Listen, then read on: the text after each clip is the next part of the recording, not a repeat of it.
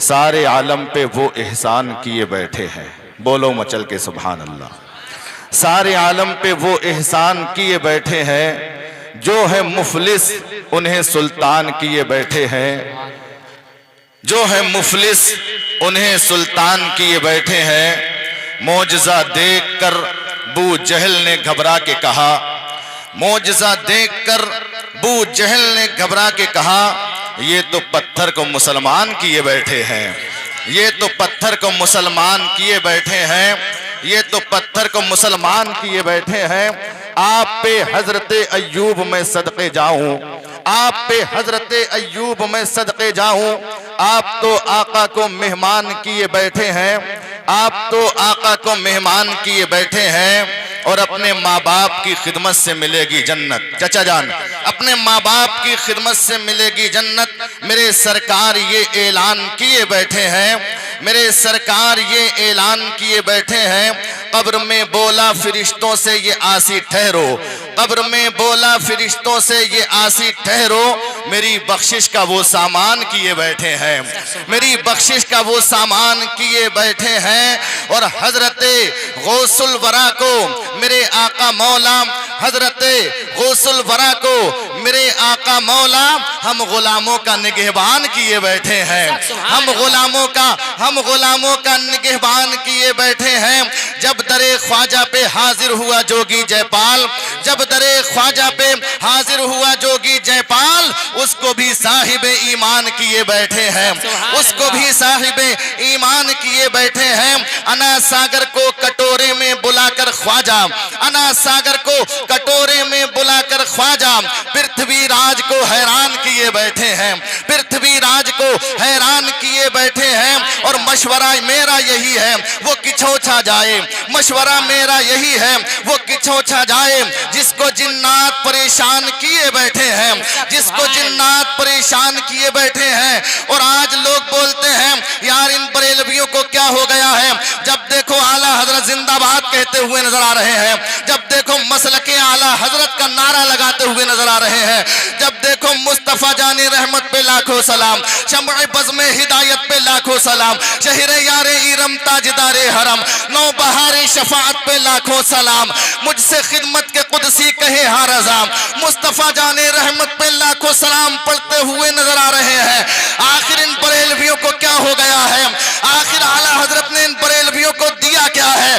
تو ہم اہل سنت والجماعت کا ان بدعقیدوں کے لیے یہ جواب ہے کہ تم بات کر رہے ہو اعلیٰ حضرت کے تعلق سے، اور تم بول رہے ہو کہ ان بریلویوں کو اعلیٰ حضرت نے دیا کیا ہے۔ سنو، اعلیٰ حضرت کی عظمت و شان کے تعلق سے بولنے والوں، ہم اہل سنت والجماعت کا یہ عقیدہ ہے کہ شاعر فرماتے ہیں سینکڑوں مفتی نہیں کر سکے مل کر اب تک، سینکڑوں مفتی نہیں کر سکے مل کر اب تک، جو بریلی کے رضا خان کیے بیٹھے ہیں۔ نعرہ تکبیر، نعرہ تکبیر، نعرہ رسالت، نعرہ رسالت، مسلک اعلیٰ حضرت، مسلک اعلیٰ حضرت، سرزمین دھونا گونٹیا، سرزمین دھونا گونٹیا، نعرہ تکبیر، نعرہ رسالت۔ الحمدللہ ہم اور آپ سرکار اعلیٰ حضرت کے ماننے والے ہیں، اور اعلیٰ حضرت سے محبت کرنے والے ہیں، اور اعلیٰ حضرت اس عظیم ذات کا نام ہے، اس عظیم ہستی کا نام ہے کہ اعلیٰ حضرت نے ہمیں اور آپ کو اولیاء کرام سے محبت کرنا سکھایا ہے، اولیاء کرام کی بارگاہوں میں حاضری دینے کا ہمیں اور آپ کو طریقہ بتایا ہے۔ ہم اور آپ اولیاء کرام کی بارگاہوں میں حاضریاں دینے والے ہیں، اور اولیاء کرام کی بارگاہ عالیہ میں حاضر ہو کر کے عقیدت و محبت کے پھول نچھاور کرنے والے ہیں۔ میرے پیارے سنی مسلمانوں، شاعر اسلام فرماتے ہیں نہ بادشاہ نہ کوئی وزیر زندہ ہے، نہ بادشاہ نہ کوئی وزیر زندہ ہے، در نبی کا مگر ہر فقیر زندہ ہے، در نبی کا مگر ہر فقیر زندہ ہے۔ میں بدعقیدوں کی تعظیم کر نہیں سکتا، میں بدعقیدوں کی تعظیم کر نہیں سکتا، خدا کا شکر بھی میرا پیر زندہ ہے، خدا کا شکر بھی میرا پیر زندہ ہے۔ قسم خدا کی سنی مسلمانوں، یہ شعر ہم اس وقت بھی پڑھتے تھے جب ہمارے مرشد کامل، ہمارے پیر کامل حضور تاج الشریعہ ظاہری طور پر زندہ تھے، اور یہ شعر ہم آج بھی پڑھ رہے ہیں اس لیے کہ ہمارے مرشد کامل، ہمارے پیر کامل آج بھی باطنی طور پر زندہ ہے، باطنی پر زندہ ہے، بلکہ مومن کی عظمت و شان تو یہ ہے اور مومن کی پہچان یہ ہے کہ مومن ہر حال میں زندہ رہا کرتا ہے، چاہے وہ زمین پر رہے تب بھی وہ زندہ رہتا ہے، وہ زمین کے اندر رہے تب بھی وہ زندہ رہتا ہے، مومن زمین پر رہے تب بھی زندہ، زمین کے اندر رہے تب بھی زندہ۔ اب مجھے کہہ لینے دیا جائے، ہم اور آپ یہاں بیٹھ کر کے اللہ رسول اللہ کے محبوب اور مقبول بندوں کا ذکر کر رہے ہیں، قسم خدا کی ہم اور آپ یہاں پر زندہ ہیں، ہم اور آپ یہاں پر زندہ، حضور تاج الشریعہ اپنے مزار میں زندہ، ہم اور آپ یہاں زندہ، مفتی اعظم ہند اپنے مزار میں زندہ، ہم اور آپ یہاں زندہ، اعلیٰ حضرت بریلی شریف میں زندہ، ہم اور آپ یہاں زندہ، شاہ جی میاں حضور پیلی بھیت میں زندہ، ہم اور آپ یہاں زندہ، وارث پاک دیوا شریف میں زندہ، ہم اور آپ یہاں زندہ، مدار پاک مکن پور میں زندہ، ہم اور آپ یہاں زندہ، شاہ برکت اللہ مارہرہ شریف میں زندہ، ہم اور آپ یہاں زندہ، حافظ شاہ جمال الاولیاء رامپور میں زندہ، ہم اور آپ یہاں زندہ، نظام الدین اولیاء دہلی میں زندہ، ہم اور آپ یہاں زندہ، خواجہ بختیار کاکی دہلی میں زندہ، ہم اور آپ یہاں زندہ، صابر پاک پیر کلیر میں زندہ، ہم اور آپ یہاں زندہ، حضرت بابا فرید الدین گنج شکر پاک پٹن میں زندہ، ہم اور آپ یہاں زندہ، حضرت خواجہ غریب نواز اجمیر کی دھرتی پہ زندہ، ہم اور آپ یہاں زندہ، غوث اعظم بغداد میں زندہ، ہم اور آپ یہاں زندہ، امام حسین کربلا میں زندہ، ہم اور آپ یہاں زندہ، امام حسن مدینے میں زندہ، ہم اور آپ یہاں زندہ، فاطمۃ الزہرا مدینے میں زندہ، ہم اور آپ یہاں زندہ، مولا علی نجف میں زندہ، ہم اور آپ یہاں زندہ، عثمان غنی مدینے میں زندہ، ہم اور آپ یہاں زندہ، عمر فاروق اعظم مدینے میں زندہ، ہم اور آپ یہاں زندہ، صدیق اکبر مدینے میں زندہ، ہم اور آپ یہاں زندہ، رسول اکبر مدینے میں زندہ۔ اب سنو اعلیٰ حضرت کا شعر سنو، اعلیٰ حضرت فرماتے ہیں یا رسول اللہ تو زندہ ہے واللہ، تو زندہ ہے واللہ، میری چشم عالم سے چھپ جانے والے چمک تجھ سے پاتے ہیں، سب پانے والے میرا دل بھی چمکا دے چمکانے والے۔ سبحان اللہ، نعرہ تکبیر، نعرہ رسالت، نعرہ غوثیت، مسلک اعلیٰ حضرت، مسلک اعلیٰ حضرت، سرزمین دونا گوٹیا، سرزمین دونا گوٹیا، نعرہ تکبیر، نعرہ رسالت۔ ہم اور آپ تو زندہ ولیوں کے ماننے والے ہیں، خود بھی زندہ ہیں، ہمارا پروردگار بھی زندہ ہے، ہمارے رسول مدینے کے تاجدار بھی زندہ ہیں، ہمارا قرآن بھی زندہ ہے اور ہمارے اولیاء کرام بھی زندہ ہیں۔ ہم زندہ ولیوں کے ماننے والے ہیں، ہم زندہ رسولوں کے ماننے والے ہیں، ہم زندہ نبیوں کے ماننے والے ہیں۔ میرے پیارے سنی مسلمانوں، غوث اعظم رضی اللہ تعالیٰ عنہ کا ہم اور آپ ذکر کر رہے ہیں، غوث اعظم رضی اللہ تعالیٰ عنہ کا ہم اور آپ تذکرہ کر رہے ہیں۔ قسم خدا کی ہم اور آپ غوث پاک کا ذکر کیا کر سکتے ہیں، ہم اور آپ غوث اعظم کا تذکرہ کیا کر سکتے ہیں۔ ارے غوث اعظم کا ذکر تو اللہ کے بڑے بڑے ولیوں نے کیا ہے، غوث اعظم کا ذکر تو بڑے بڑے بزرگوں نے کیا ہے، غوث اعظم کا ذکر تو اللہ تبارک و تعالیٰ کے بڑے بڑے نیک بندوں نے کیا ہے۔ سرکار اعلیٰ حضرت غوث اعظم کے تعلق سے اور غوث اعظم کا ذکر کرتے ہوئے بڑے ہی پیارے انداز میں ارشاد فرماتے ہیں کہ یا غوث اعظم واہ کیا مرتبہ اے غوث ہے بالا تیرا، واہ کیا مرتبہ اے غوث ہے بالا تیرا، اونچے اونچوں کے سروں سے قدم آلا تیرا، سر بھلا کیا کوئی جانے کے ہے کیسا تیرا، اولیاء ملتے ہیں آنکھیں وہ ہے تروا تیرا، قسمیں دے دے کے کھلاتا ہے پلاتا ہے تجھے، پیارا اللہ تیرا چاہنے والا تیرا، نبوی میو علوی فصل بطولی گلشن حسنی پھول حسینی ہے مہکنا تیرا، تجھ سے در در سے سگ سگ سے ہے مجھ کو نسبت، میری گردن میں بھی ہے دور کا ڈورا تیرا، اس نشانی کے جو سگ ہیں نہیں مارے جاتے، حشر تک میرے گلے میں رہے پٹا تیرا، تو گھٹائے سے کسی کے نہ گھٹا ہے نہ گھٹے، جب بڑھائیں تجھے اللہ تعالیٰ تیرا، مٹ گئے مٹتے ہیں مٹ جائیں گے آدھا تیرے، نہ مٹا ہے نہ مٹے گا کبھی چرچا تیرا، قسمیں دے دے کے کھلاتا ہے پلاتا ہے تجھے، پیارا اللہ تیرا چاہنے والا تیرا، اور ہے رضا یوں نہ بھی لک تو نہیں جید تو نہ ہو، ہے رضا یوں نہ بھی لک تو نہیں جید تو نہ ہو، سید جید ہر دہر ہے مولا تیرا۔ بے شک سبحان اللہ۔ سید جید ہر دہر ہے مولا تیرا. یہ کون غوث اعظم ہے؟ وہ غوث اعظم کہ جن کا اسم گرامی سیدنا شیخ عبد القادر جیلانی ہے. یہ وہ غوث اعظم ہے جن کی کنیت ابو محمد ہے. یہ وہ غوث اعظم ہے جن کا لقب محی الدین یعنی دین کو زندہ کرنے والا ہے. یہ وہ غوث اعظم ہے جن کی ولادت بسعادت ایران کے ایک قصبہ جیلان میں سن 470 ہجری میں ہوئی ہے.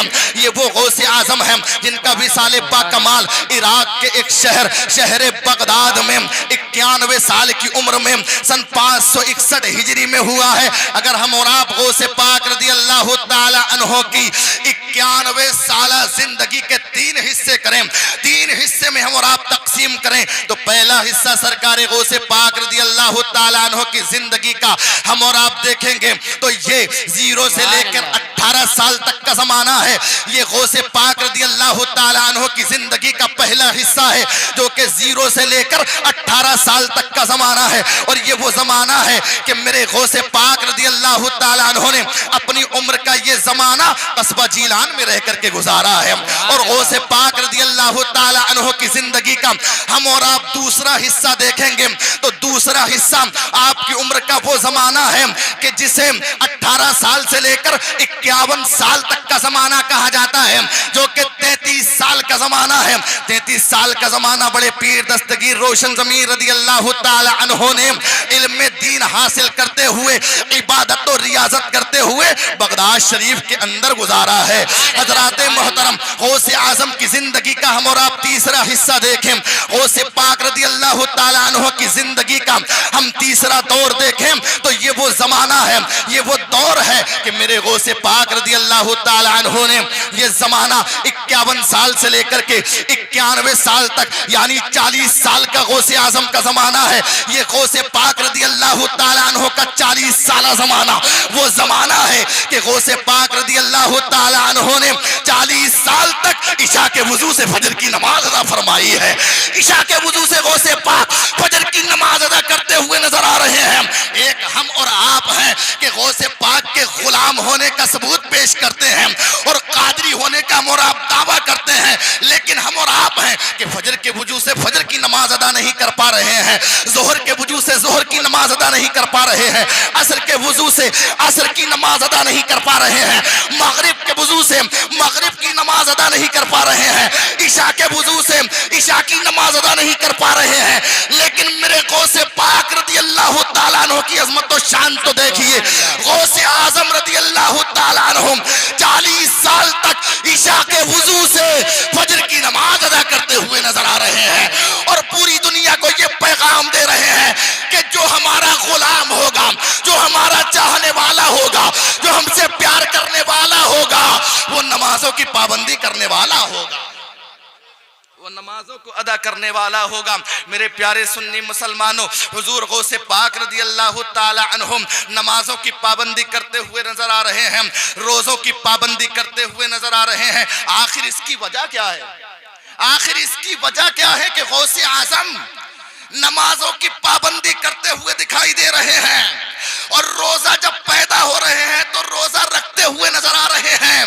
آخر وجہ کیا ہے؟ وجہ یہ ہے کہ غوث پاک رضی اللہ تعالی عنہ کسی عام ہستی کی اولاد نہیں تھے، بلکہ غوث اعظم اس عظیم ہستی کی اولاد تھے جس کا نام حضرت ابو صالح موسیٰ جنگی دوست رحمت اللہ تعالی علیہ ہے.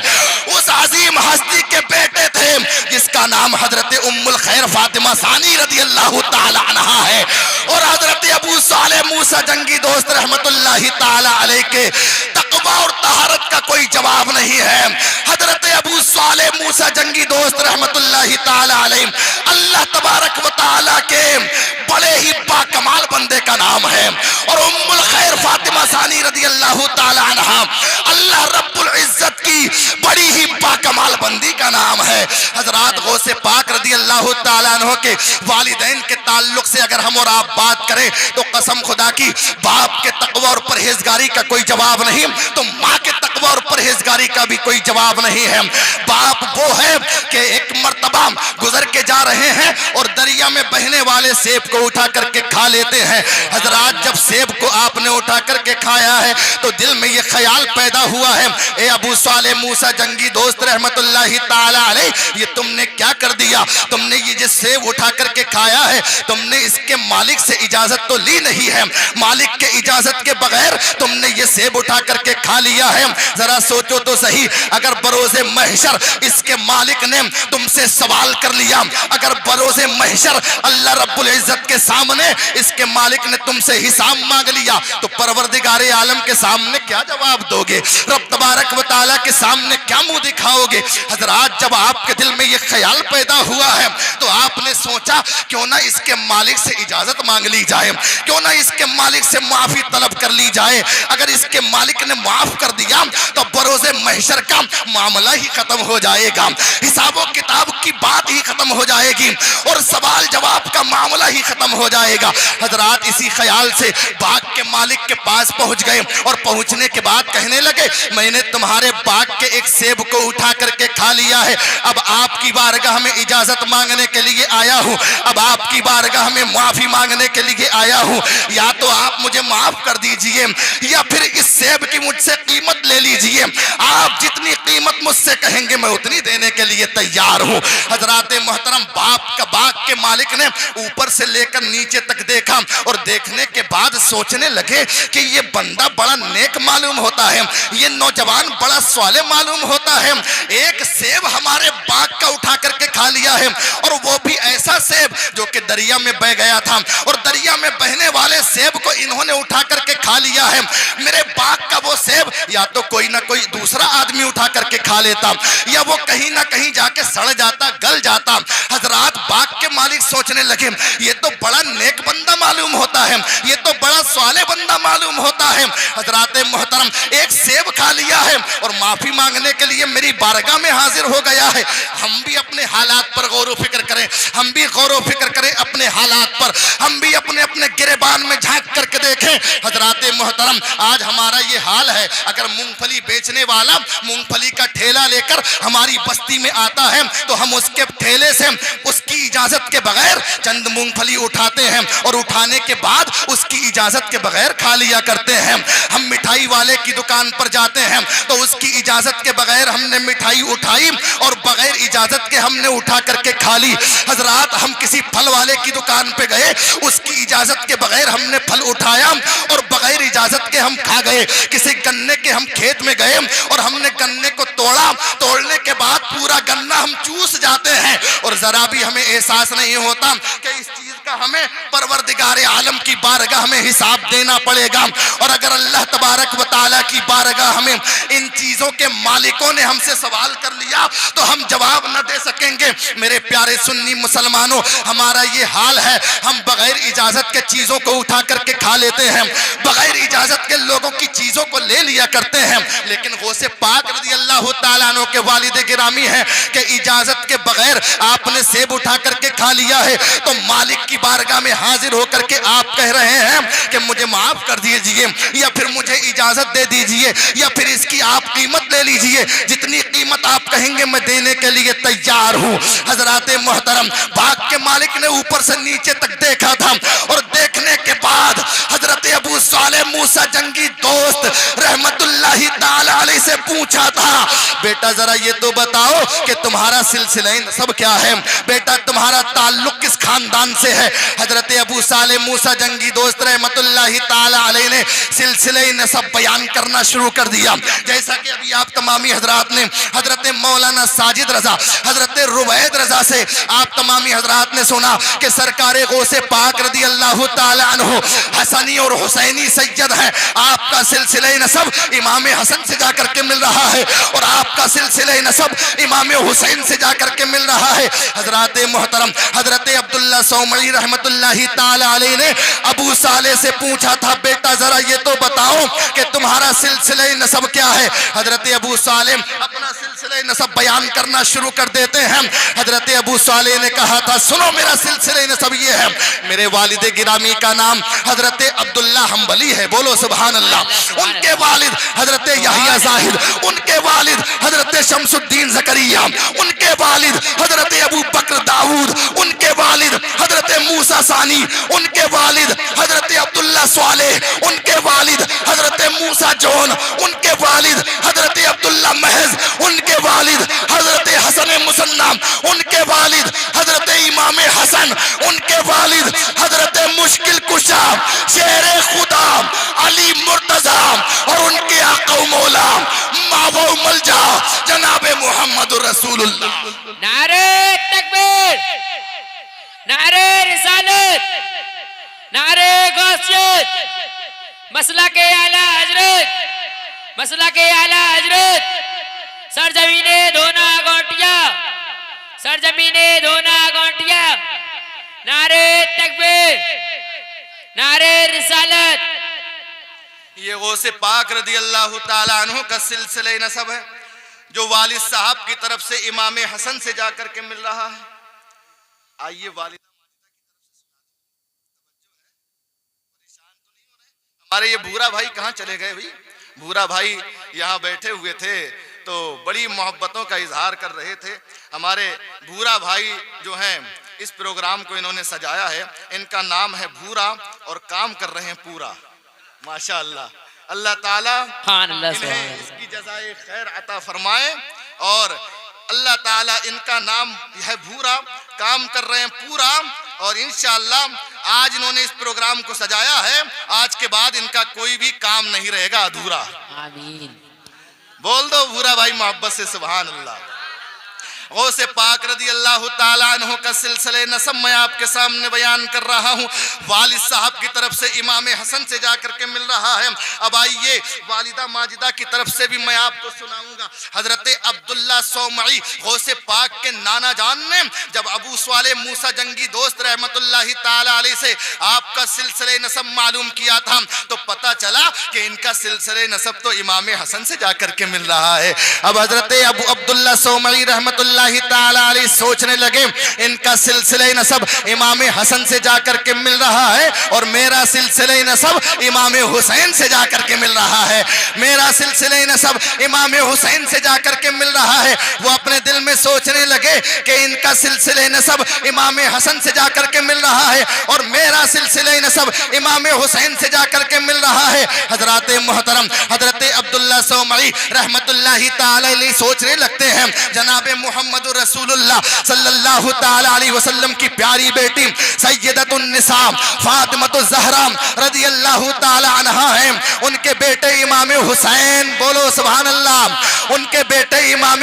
حسین، ان کے بیٹے امام زین العابدین، ان کے بیٹے امام محمد باقر، ان کے بیٹے امام جعفر صادق، ان کے بیٹے امام موسیٰ کاظم، ان کے بیٹے امام علی رضا، ان کے بیٹے ابو علاء الدین محمد جواد، ان کے بیٹے کمال الدین عیسیٰ، ان کے بیٹے ابو العطا عبداللہ، ان کے بیٹے محمود، ان کے بیٹے محمد، ان کے بیٹے ابو جمال، ان کے بیٹے عبداللہ صومعی، یعنی میں ہوں اور میری بیٹی حضرت ام الخیر فاطمہ ثانی ہے، یہ حسنی سید ہے، میری بیٹی حضرت ام الخیر فاطمہ ثانی حسینی سید ہے۔ حضرات غوث پاک کے نانا جان نے سوچا تھا یہ حسنی سید ہے، میری بیٹی حسینی سید ہے، اگر دونوں کا ملن ہو جائے گا، اگر دونوں کا ملن ہو جائے گا تو غوث اعظم کا جنم ہو جائے گا۔ سبحان اللہ، نعرہ تکبیر، نعرہ تکبیر، نعرہ رسالت، نعرہ رسالت، نعرہ غوثیت، نعرہ غوثیت، مسلک اعلیٰ حضرت، مسلک اعلیٰ حضرت۔ اگر دونوں کا ملن ہو جائے تو غوث اعظم کا جنم ہو جائے۔ حضرات غوث پاک رضی اللہ تعالیٰ عنہ کے والدین بڑے تقوی، بڑے پرہیزگار، طہارت والے اور بڑے پرہیزگار لوگ تھے اور بڑے عبادت گزار لوگ تھے۔ غوث پاک کے والد گرامی سفر میں ہوتے تو نماز کی پابندی کرتے نظر آ رہے ہیں، حضر میں ہیں تو نماز کی پابندی کرتے نظر آ رہے ہیں، حضرات جنگل میں جا رہے ہیں تو ہاتھ میں تسبیح ہے، بغل میں مصلی ہے، اور لب پہ جاری اللہ اللہ ہے۔ حضرات غوث پاک کے والد گرامی جدھر جا رہے ہیں پروردگار عالم کی عبادت و ریاضت میں مشغول و مصروف نظر آ رہے ہیں۔ میرے پیارے سنی مسلمانوں، غوث پاک کے والد گرامی نے معافی طلب کی تھی اور اجازت مانگی تھی۔ عبداللہ سومعی نے کہا تھا معافی تو تمہیں مل سکتی ہے اور اجازت تو تمہیں مل سکتی ہے، لیکن ہماری ایک شرط ہے، اور ہماری شرط یہ ہے کہ ہمارے باغ کی تمہیں کچھ سالوں تک رکھوالی کرنی ہوگی۔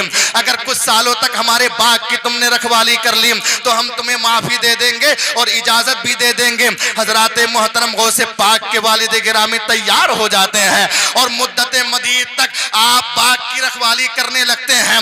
جب باغ کی رکھوالی کرتے کرتے مدت پوری ہو گئی تو آپ حضرت عبداللہ سومعی رحمت اللہ تعالی علیہ کی خدمت میں حاضر ہوتے ہیں اور کہنے لگے کہ میں نے ایک مدت تک باغ کی رکھوالی کی ہے، اور جب تلک آپ نے کہا تھا میں نے اس وقت تلک باغ کی رکھوالی کی ہے، اب تو مجھے معافی دے دو۔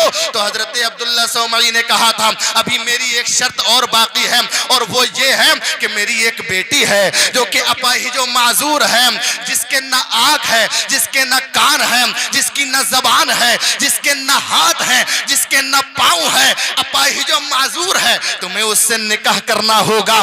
بتاؤ اگر تم اس سے نکاح کرنے کے لیے تیار ہو جاؤ تو میں تمہیں معافی دے سکتا ہوں۔ حضرت ابو صالح غوث پاک کے والد گرامی نے سوچا تھا کہ ایک طرف تو سیب کی معافی کا سوال ہے اور دوسری طرف ایسی لڑکی سے نکاح کرنے کا سوال ہے جو اپاہج و معذور ہے، جو اپاہج و معذور الحال ہے۔ پھر غوث پاک کے والد گرامی نے سوچا تھا کہ یہ زندگی تو فانی ہے، چند دن کی جوانی ہے اور جان بھی ایک دن جانی ہے۔ غوث پاک کے والد گرامی نے کہا تھا ٹھیک ہے میں آپ کی بیٹی سے نکاح کرنے کے لیے تیار ہوں۔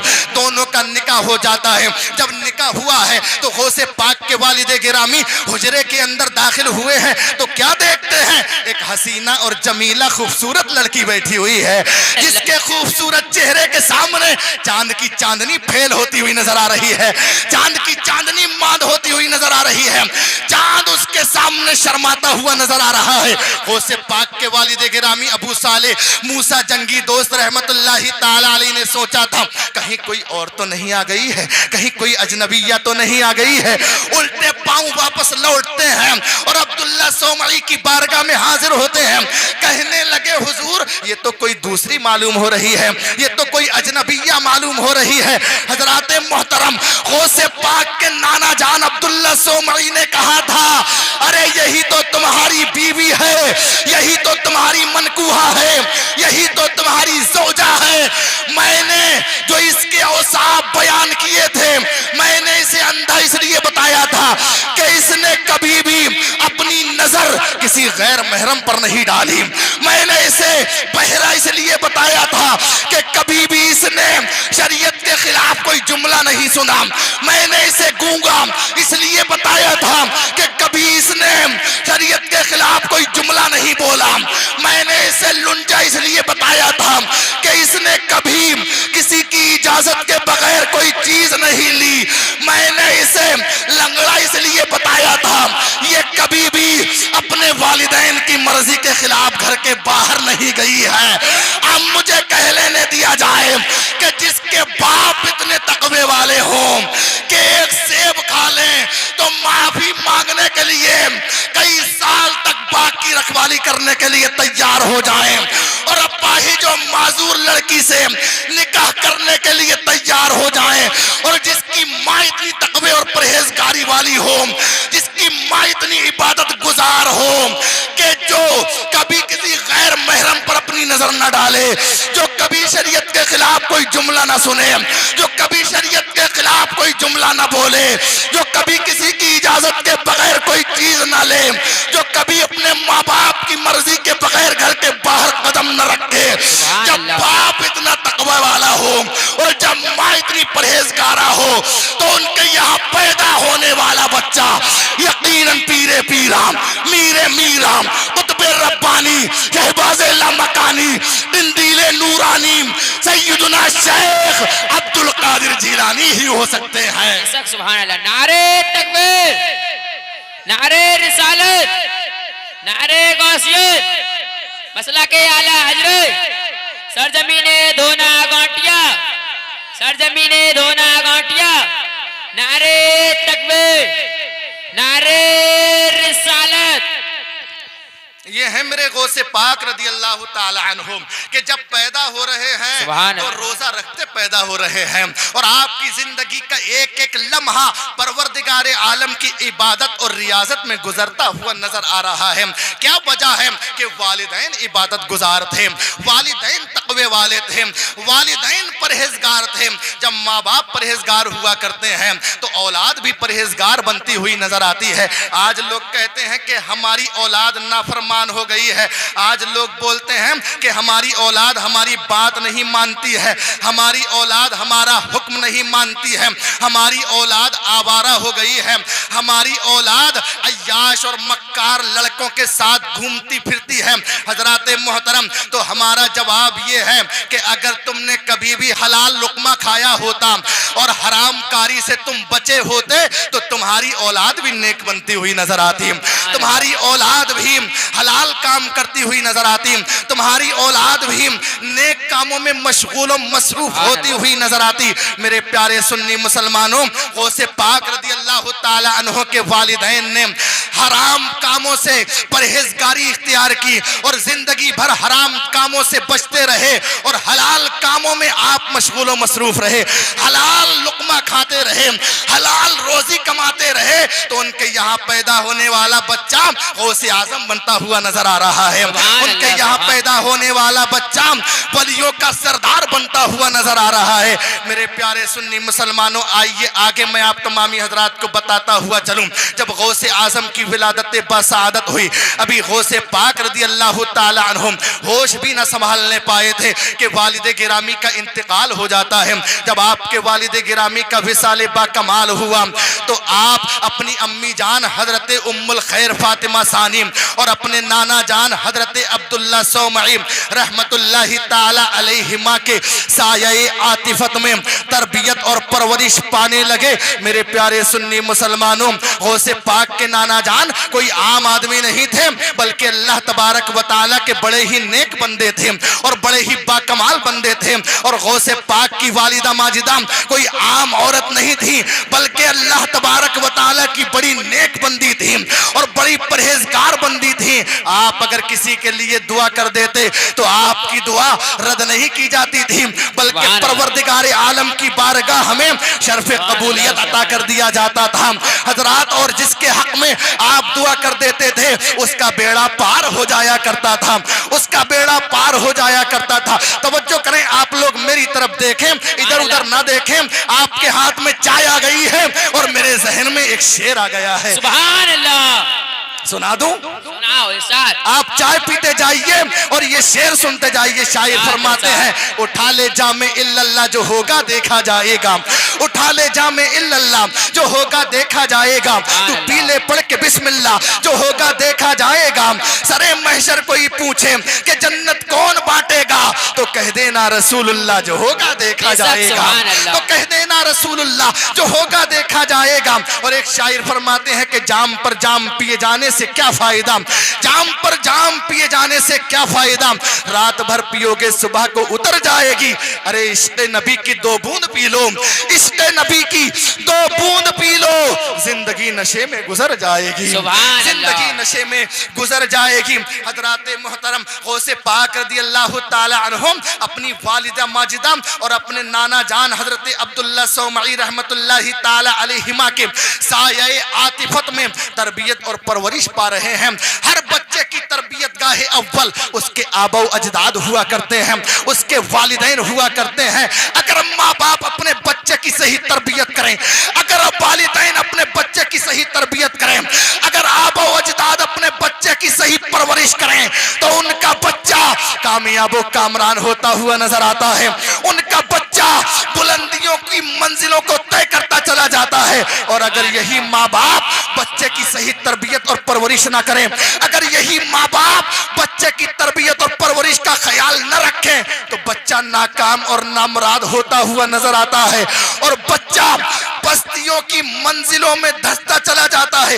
मेरे प्यारे सुन्नी मुसलमानों, जरा सोचो तो सही कि जिनकी तरबियत और परवरिश करने والی ان کی والدہ ماجدہ حضرت ام الخیر فاطمہ ثانی ہو، اور جن کی تربیت اور پرورش کرنے والے ان کے نانا جان حضرت عبداللہ صومعی رحمت اللہ تعالی علیہ ہوں، تو اتنی عظیم تربیت کا ہمیں پرورش پانے والے یقیناً پیرے پیرا میرے میرا سیدنا شیخ عبد القادر جیلانی یعنی غوث اعظم ہی ہوں گے۔ اور اسی تربیت اور اسی پرورش کا یہ اثر تھا کہ سرکار غوث پاک رضی اللہ تعالی عنہم کبھی بچوں کے ساتھ نہیں کھیلا کرتے تھے، اور ہمیشہ آپ صاف و شفاف رہا کرتے تھے، ہمیشہ آپ مؤدب رہا کرتے تھے، اور آپ کی والدہ ماجدہ آپ کی تربیت اور پرورش کا پورا خیال رکھا کرتی تھی۔ حضرات وہ اوصاف جو انسان کی زندگی کی پوری زندگی کے ضامن ہوا کرتے ہیں وہ یقیناً ماؤں کے ہی پیدا کیے ہوئے ہوا کرتے ہیں۔ اس لیے کہ کسی دانشور نے کیا ہی خوب کہا ہے کہ مرد کی تعلیم مرد تک رہ جاتی ہے، لیکن ماں کی تعلیم وہ تعلیم ہے جو ایک نسل کے مترادف ہوا کرتی ہے۔ ان شگفتہ پودوں کی ذمہ داری کی آبیاری کی ذمہ داری پروردگار عالم نے ماؤں کے سپرد فرمائی ہے۔ جو مائیں اپنے بچوں کی صحیح تربیت اور صحیح پرورش کیا کرتی ہیں ان کے بچے آگے چل کے قوم کا سرمایہ بنتے ہوئے نظر آتے ہیں، قوم کا سردار بنتے ہوئے نظر آتے ہیں۔ میرے پیارے سنی مسلمانوں، اب مجھے کہہ لینے دیا جائے کہ جب ماں ہوتی ہے ہاجرہ تو بیٹا ہوتا ہے ذبیح اللہ، جب ماں ہوتی ہے مریم تو بیٹا ہوتا ہے روح اللہ، جب ماں ہوتی ہے آمنہ تو بیٹا ہوتا ہے رسول اللہ، اور جب ماں ہوتی ہے فاطمہ تو بیٹا ہوتا ہے شہید اعظم، اور جب ماں ہوتی ہے ام الخیر فاطمہ تو بیٹا ہوتا ہے غوث اعظم۔ سبحان اللہ، نعرہ تکبیر، نعرہ تکبیر، نعرہ غوثیت، نعرہ غوثیت، مسلک اعلی حضرت، مسلک اعلی حضرت، سرزمین دھونا گوٹیا، سرزمین دھونا گوٹیا، نعرہ تکبیر، نعرہ رسالت۔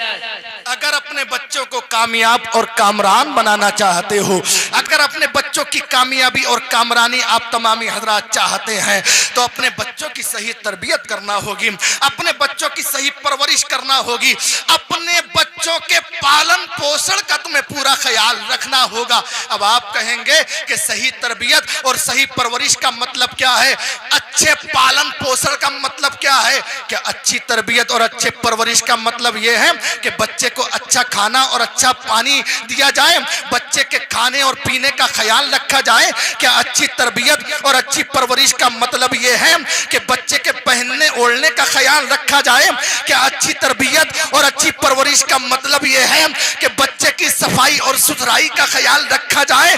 تو میں جواب دوں گا، اچھی تربیت اور اچھی پرورش اگر آپ اپنے بچوں کی کرنا چاہتے ہو تو اس کے کھانے پینے کا تو خیال آپ کو رکھنا ہی ہوگا، اس کے پہننے اوڑھنے کا آپ کو خیال رکھنا ہی ہوگا، اس کی صفائی اور ستھرائی کا آپ کو خیال رکھنا ہی ہوگا، لیکن اس کے ساتھ ساتھ آپ کو اس بات کا بھی خیال رکھنا ہوگا کہ آپ نے اپنے بچے کا داخلہ جس اسکول میں کرایا ہے، آپ نے اپنے بچے کا داخلہ جس مدرسے میں کرایا ہے، آپ کو دیکھنا ہوگا کہ ہمارا بچہ روزانہ اسکول میں پڑھنے جا بھی رہا ہے یا نہیں جا رہا ہے، ہمارا بچہ روزانہ مدرسے میں داخل ہو بھی رہا ہے یا نہیں ہو رہا ہے۔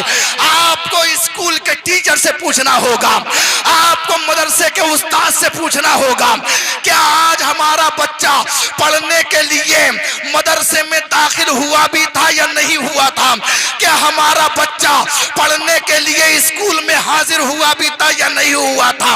آپ کو اس بات کا خیال رکھنا ہوگا کہ ہمارا بچہ کہاں جاتا ہے، ہمارا بچہ کن سے ملتا ہے، ہمارا بچہ کن لوگوں سے دوستی رکھتا ہے، ہمارا بچہ کن لوگوں کے ساتھ بیٹھتا اٹھتا ہے۔